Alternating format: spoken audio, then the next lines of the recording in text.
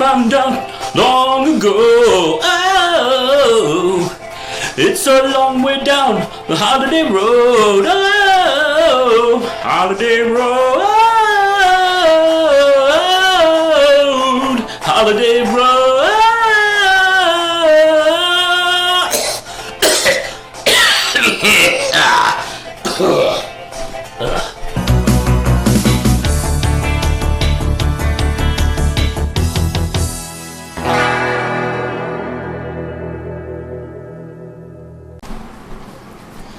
Hey, how's it going, Griswolds? We are back with a new movie review, and we're going to be talking about Spider-Man Far From Home.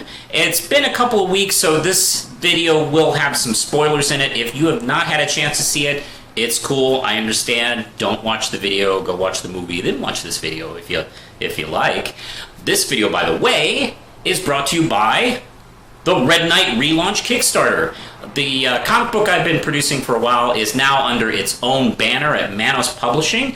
We are bringing the whole series back, and we need your help with the Kickstarter.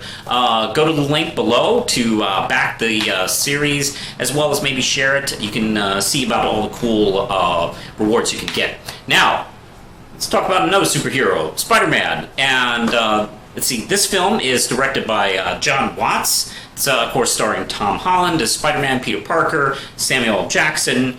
We also got Jake Gyllenhaal, Zendaya, and Marissa Tomei as Aunt May. Not to mention Jon Favreau as Happy Hogan, by the way. He has a little larger part in this, and he's quite good. Okay, essentially the plot is the teenagers from the first film are not only back to school, but they're back to life, back to reality. And after a lot of hard work and resurrecting, they have deserved a break, and there's going to be a European vacation. So they kind of go like several sites throughout Europe. Peter wants to take this time to kind of like spend some real quality time with his friends, and specifically MJ, so he can kind of get that relationship started that he's really kind of interested in. Unfortunately, this is a superhero movie, so that's gonna be complicated. Nick Fury is back, and he wants to recruit Spider-Man into this mission that this new guy, Quentin Beck, they have a mission. They're trying to save the world from these elements that are, hitting various parts of the world, and he needs Spider-Man's help. They call him Mysterio, by the way. So, hey, if you didn't know that the big twist is Mysterio is actually a villain making up a disguise of a hero, what I have to say to you is, welcome to comic books. And, alright, of course that's the big, twist mid-story, and we get to see Mysterio's real plot, which is kind of what I suspected from the trailers, and also knowing the character, that he was pulling kind of a syndrome type of thing. Hey, some superheroes are gone out of the picture, the world is not too sure where we're going. Hey, I'm gonna show up. And let's go to some pros. First off, the acting is fantastic. Everybody's acting their asses off in this movie. Everybody down the row. I mean, even to those bit players, frankly. But specifically, the lead cast of Tom Holland, Samuel Jackson, Jake Gyllenhaal is fantastic. Zendaya is excellent. Marissa Tomei is always fun. And of course, Jon Favreau is great. Oh boy, this. Let's go from that to essentially, where am I with the pros here? Oh, this actually is really good character development. And not to mention, this also gives us a little bit of an eye into the MCU post-Endgame, and we get to see the characters grow up a little bit in this one. I'm talking specifically about Spider-Man, and the fact that he is now kind of taking a step into a larger world. Because, he's essentially, a lot of times, in comics and other adaptations, kind of tries to stick into, like, his small corner neighborhood of the universe, and it's kind of calling to him to kind of... Fury thinks that he is the obvious next choice to replace Iron Man. And I do suspect that we're probably going to spend a few films kind of going through that concept. Like, maybe it's Peter Parker, maybe it's Black Panther, maybe it's Captain Marvel, maybe it's this other character that maybe we haven't, kind of thought of yet. Maybe it's a new character that might, appear for the first time. Who knows? And I could really go for that being a through line for a few movies, and maybe that will like develop into like maybe the main plot of this saga, which we don't know what it is yet. So yeah, what I like about that is we had some good character development on the main cast, as well as kind of an epilogue and a prologue. It's kind of a bridge between sagas. So this is a nice kind of stepping stone to wherever the hell we're going. Okay, let's see, post-credit scenes. Let's talk about the post-credit scenes, because we're doing in some spoilers.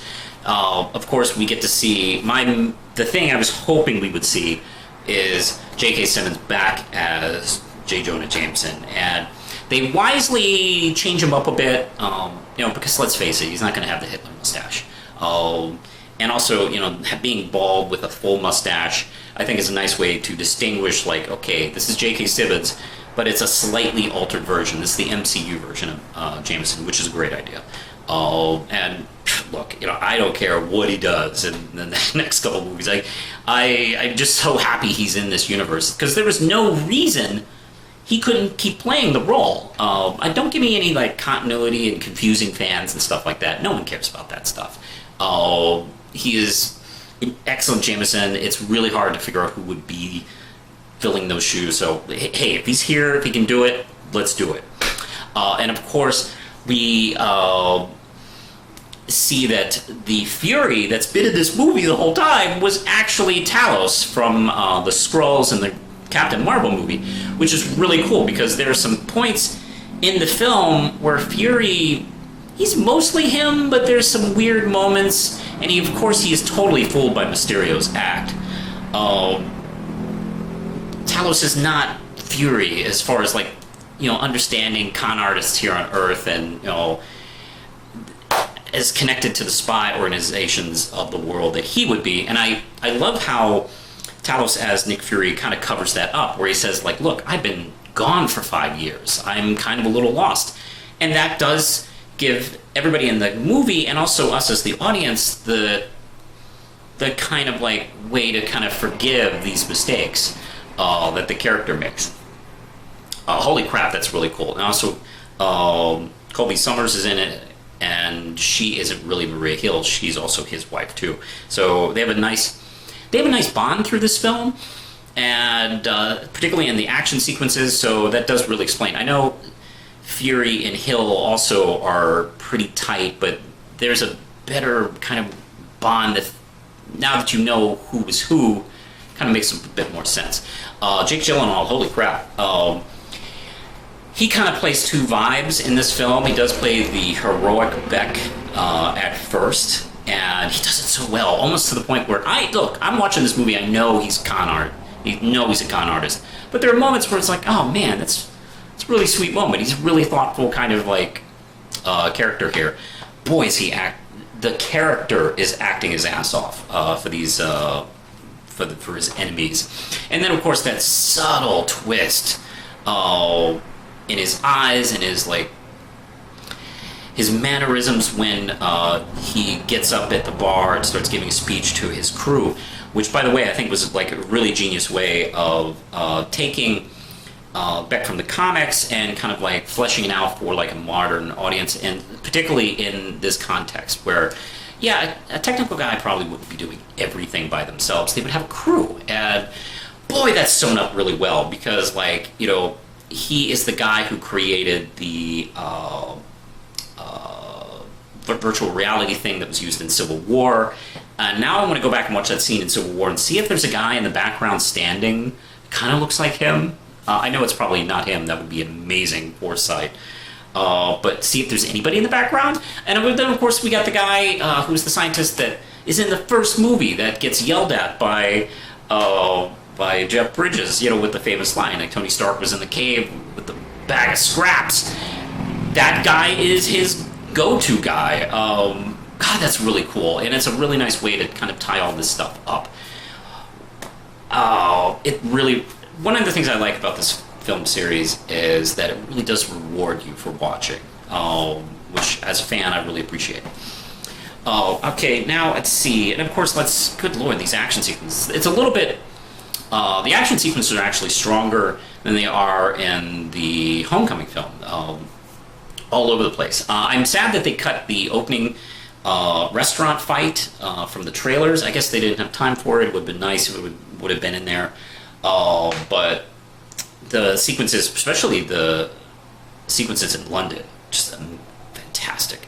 And not to mention all the illusion sequences, which is great. I really appreciate that as like an old school fan to see that put into a movie. It's great. It's beautiful. And it's disorienting too. Let's see, now a couple of cons. There's a couple of things here and there that would have been nice. For instance, we don't get any follow-up on May finding out that Peter was Spider-Man.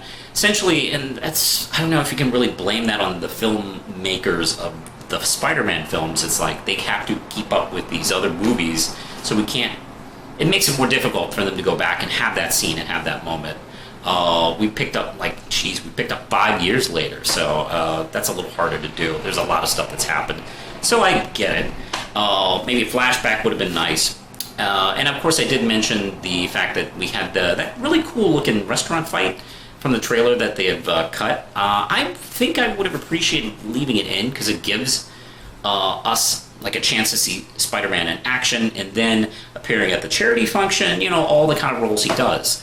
But hey, I didn't make the movie, so that's personally, my feeling. I felt like they probably would have cut it. Of course, I would have to see it, maybe an uncut version, to see if maybe they were right to do that, because maybe it would have dragged the timing and the pacing off of the movie, which that's something I understand.